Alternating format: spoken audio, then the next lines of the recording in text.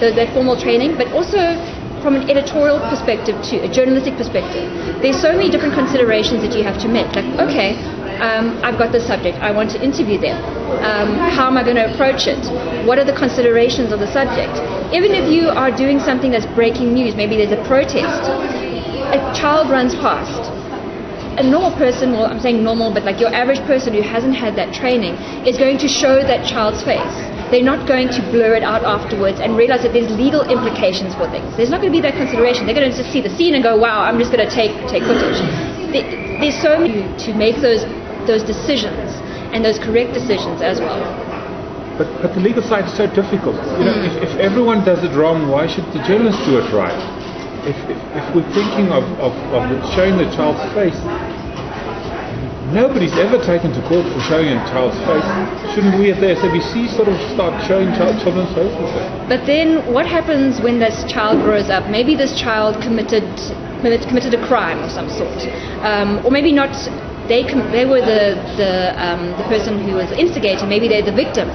Now they grow up. Their whole history, their whole future is tainted because maybe they go to a job interview and they go, oh shame, you were that kid that was raped.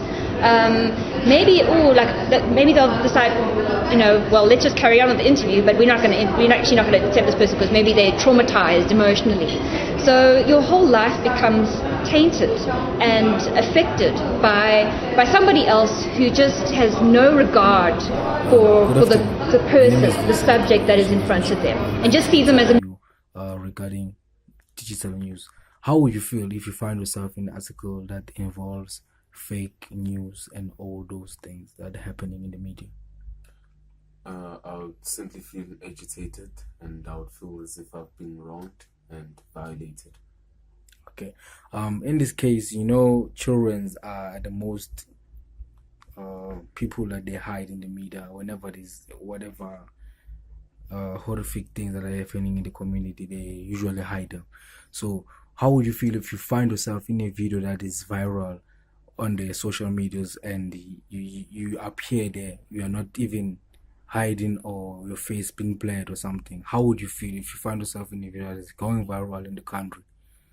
I would feel cyberbullied somehow because if you think about it, I mean, I would probably have to grow with my face being shown internationally, or if those news do go internationally, and it is without concern. I was never told about that, so I wasn't aware, and it's not the perfect thing to do.